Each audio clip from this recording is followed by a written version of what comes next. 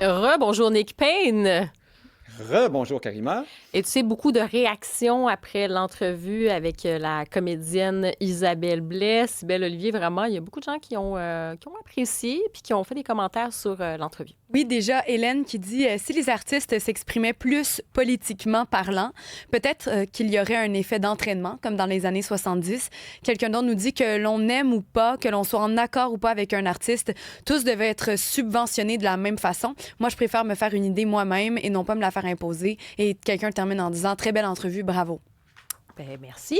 Et merci à Isabelle Blais, surtout, là, de s'être, comme on dit, prêtée au jeu de l'entrevue, Oui. parce qu'elle a dit, c'est vrai que pour un artiste, on dirait aujourd'hui, les pleurs de banane, hein, dès que tu sors un peu, t'as peur de... T'as peur peut-être que ta gang, tu sais, aime pas trop, n'accepte pas exactement tes prises de position. T'as peut-être peur que tel commanditaire, tel... Tu sais, à un moment donné, c'est quoi cette affaire-là? Mais oui, manifestement, on est dans cette ère assez particulière. Et parlant de controverses, on va revenir sur Sydney Sweeney, cette actrice qui est au cœur justement d'une controverse pour cette pub jugée raciste, pub de jeans d'American Eagle. Si vous nous écoutez là, via cube.ca, vous voyez la publicité de Sydney Sweeney. Et il y a une allusion, en fait, sur les gènes, jeans. Et là, attention, il y a certains l'ont accusé presque de suprémacisme blanc, de verser dans une pub presque nazie. On va en parler avec Nick Payne. Rebonjour, Nick. Bonjour Karima. Pendant que tu disais, au moment où je vous dis ceci, vous voyez la publicité. En fait, on voyait même une partie de la publicité, hein. On voyait Oui, surtout Sydney Sweeney oui. elle-même et plus spécifiquement certaines parties de Sydney Mhm, Sweeney, mhm, mhm. euh, qui nous rappellent le côté provocateur de cette pub. Délicieusement provocatrice, là. Vraiment, c'est un coup de pub magistral. Alors, évidemment, les gens sont très fâchés. Pourquoi? Ben, si on part du fait que ce sont probablement surtout en bonne partie des personnes plus féministes qui sont fâchées, ben, c'est qu'on assiste dans cette pub au retour de ce qu'on appelle les standards de beauté, hein, les infâmes standards de beauté, donc femmes relativement sveltes, avec des formes tout de même. Et puis surtout, dans la pub, il y a ce slogan Sydney has good jeans, Mhm. parce que c'est une marque de jeans, mais évidemment, jeans en anglais, ça se prononce comme les gènes, jeans, gènes. Alors, c'est une façon de dire que ben, c'est une jolie fille, ses gènes, elle a le gène de la beauté, hein, au minimum. Puis certains ont dit, mais c'est épouvantable, ceci nous renvoie à l'eugénisme et au nazisme et à la génétique. Et d'autres ont dit, c'est Ben parce méchant, qu'en évidemment, plus, pour les elle est personnes. blonde, donc elle a de très longs cheveux blonds, elle a les yeux bleus, elle est blanche, et Ouais. voilà. Et en plus, il y a tout ce regard-là, comme tu dis, il y a un mélange de choses, hein. Il y a sur cet aspect, tout de suite, il y en a qui ont voulu voir le côté raciste parce que, on fait presque de l'eugénisme, on montre que les gènes d'une personne blanche, les yeux bleus. J'ai même vu, ah oui, à un moment donné, on la voit avec son berger allemand, son chien. Allemand. Oui, c'est ça. Donc, tu sais, c'est Excuse-moi, là. parti. Oui, J'aime mieux en voilà. rire parce que là, Oui. mais quand on veut tuer son chien, on dit qu'il a la rage. Là, je pense que la première idée ici, c'était de salir et de critiquer au maximum cette pub-là de toutes les façons possibles. Euh, je pense que ce qui est intéressant dans ce phénomène social, c'est que les raisons alléguées de la critique sont peut-être pas les raisons de fond.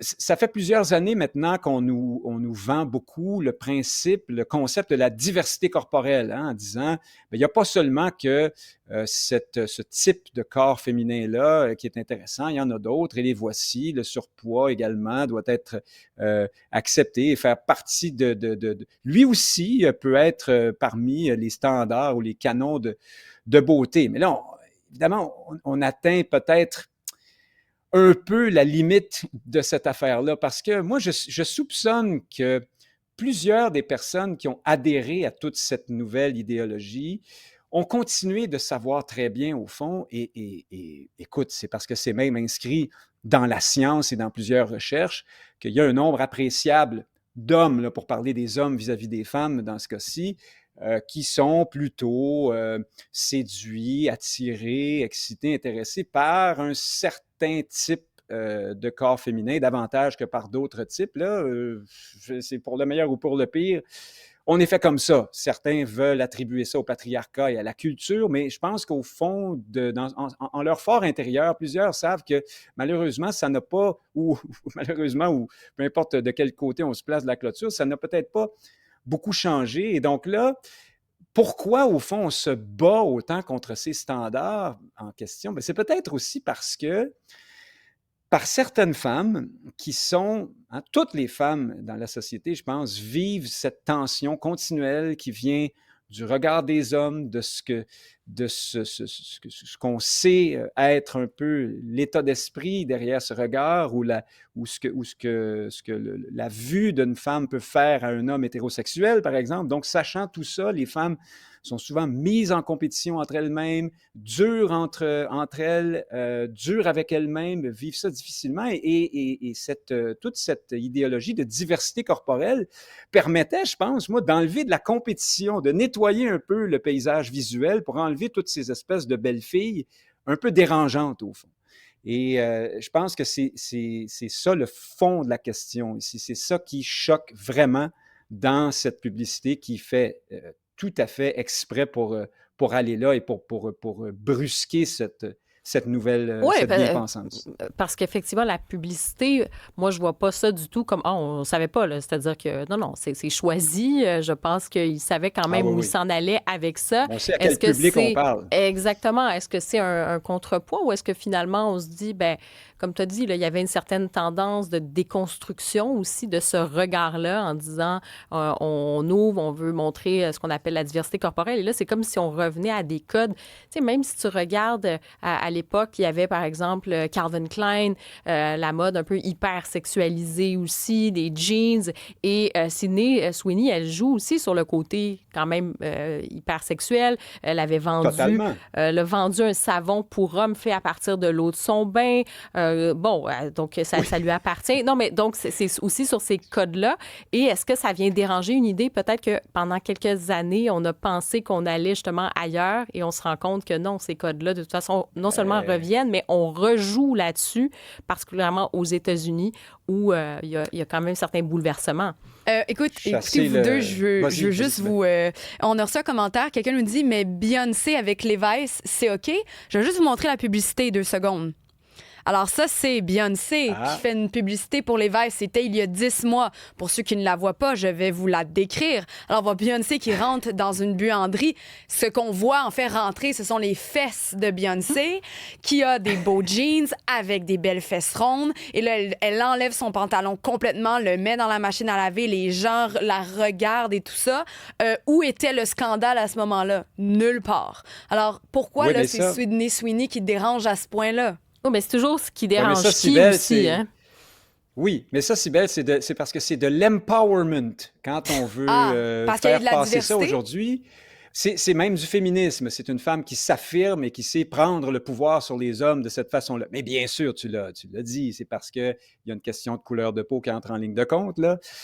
Mais pour en revenir à Sweeney, puis cette pub, c'est vraiment le phénomène du chasser le naturel et il revient en jeans avec un décolleté étourdissant. Hein, c'est un peu ça qui est en train d'arriver, là. Là, évidemment, j'en parle. Je suis l'homme ici avec 2 femmes qui ont aussi de bons gènes, notamment le gène de la discussion ouverte. Oui, voilà, c'est ça. Surtout celui-là. Donc, je suis très content. Oui, surtout celui-là. C'est ça. Mais, notez-le bien. Mais c'est sûr que ça va faire beaucoup jaser. Puis, moi, je pense qu'on pourrait assister à un ressac dans les prochaines années. Peut-être qu'on l'a déjà. Je pense qu'on l'a déjà. Moi, je pense qu'on l'a déjà, le ressac. Parce que, au contraire, moi, je le vois, cette publicité-là, c'est plutôt mané comme un pied de nez, puis ils savent très bien ce qu'ils font. Et Sydney Sweeney aussi, à un moment donné, tu sais, le regard, puis on critique souvent le male gaze, hein, ce regard masculin, parce que la caméra suit le corps, même les fesses, on peut le dire, monte, la poitrine et tout ça, mais elle assume aussi. Donc, moi, j'ai l'impression que c'est plutôt comme un pied de nez, puis à un moment donné, regarde, pensez ce que vous voulez. Nous, on joue sur la provoque aussi. C'est une marque qui s'adresse notamment aussi pour les adolescents. Donc, on veut provoquer, on va jouer sur le côté un peu hypersexuel et that's all. Fait qu'il faut prendre on va vendre des jeans aussi, hein?